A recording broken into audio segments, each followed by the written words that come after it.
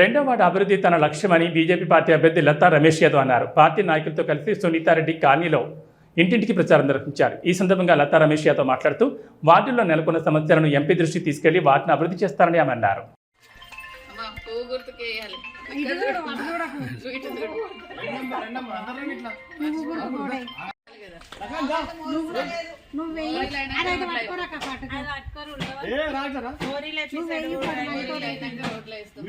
నేను కూడా చెప్పిన అర్థమైందా 10 మంది కాదు నా దిక్కే నింపున్నారు కూడా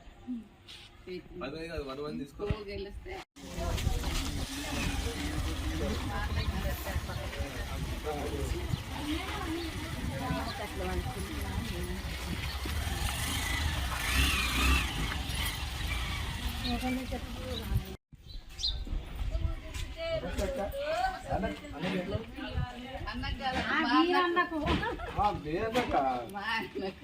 ఎవరన్నా అన్ననే